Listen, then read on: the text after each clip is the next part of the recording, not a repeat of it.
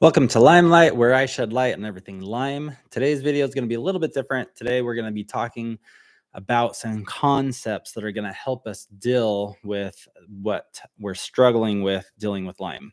So most of us are struggling with just the inner thoughts and lack of hope, the depression, just life getting us down, our physical elements causing us pain and torment.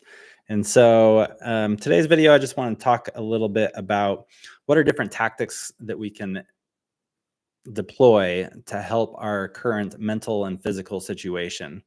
So of course, we all know that there's a huge connection between our mental and physical well-being.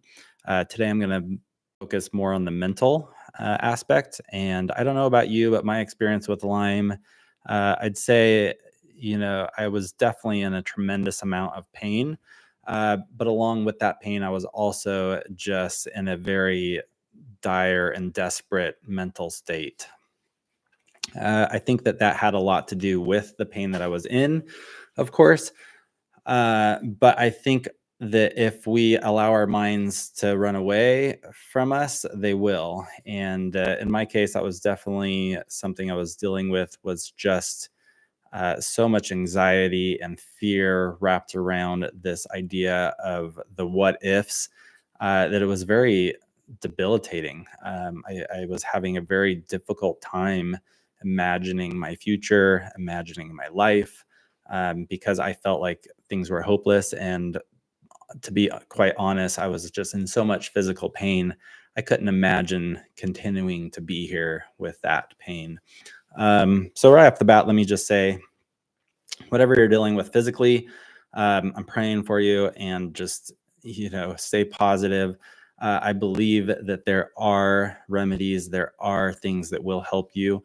I would definitely pursue the natural route. I definitely start with your diet. I definitely go on to the supplements that are recommended far and wide out there for Lyme. There's a number of them. I think most of them will have some benefit, and I think you'll find that if you can start targeting in on them individually, you'll figure out which ones help you significantly. And so that's definitely my suggestion or advice. But today I want to talk about a couple concepts, this idea of want. So the idea of wanting. So wanting and want, I think, have gotten a little bit of a bad rap over the last who knows how long. Maybe it's just me, but I know that, denying thyself, being selfless, and all of those kind of things kind of paint the picture that you're supposed to not prioritize your wants. That you're supposed to prioritize the wants and the needs of those around us. But I want to take a minute and just think about what it actually is that you want. I want to be out of pain. I want to get my life back. I want to go horseback riding again. I want to get back on my bike. I want to travel. I want to meet someone. Whatever those things are, I think it is super important that you identify those wants and that you start propping them up, that you start thinking about those things, that you start envisioning those things, that you start believing in those things again, and that you become okay with that desire of that want, because it is the desire of that want that is going to motivate us towards action. It's going to prompt us into certain behaviors that will bring that about, even in the journey of getting healthy again, of being healed. That one is a super powerful source. The desire to be better is very much needed in our journey of healing. And so I very much encourage you that if one is something that has not been a priority for you in your life, if you're not even sure what it is that you want, I'd encourage you to take some time, think about that. And then also, of course, being grateful. So, our want is balanced with our ability to have gratitude, and just enjoy every moment, seize every moment, not take life or things for granted.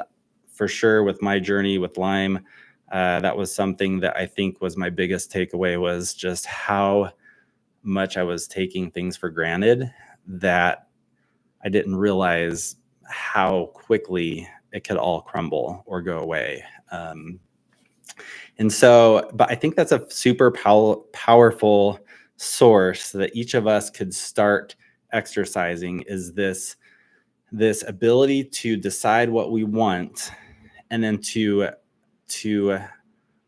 express gratefulness along that journey with where we're at.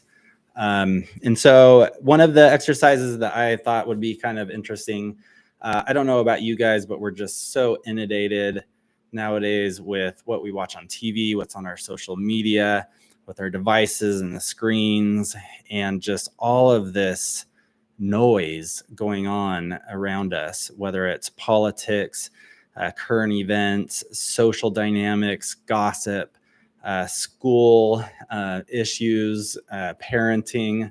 And so so for me, I just went through this process of purging my YouTube subscriptions, basically. And so I've been on YouTube for decades now, and I realized, I had just a massive long list of channels that I was subscribed to that I had no idea, I was subscribed to. I don't know, when or why I subscribed to them. So I just took some time and I went through everything, and I just started unsubscribing from things that I don't watch anymore, that don't have any value to me, that don't resonate with me. But I wonder what it would be like if we were to actually take that to a greater level. What if we were to pick only one or two sources of input, positive influence, positive messages, those channels that really inspire us towards that thing that we're wanting? What if we were to only listen to those things for how long? A week, a month? I imagine that the longer that we do that, probably the greater benefit we would get from it.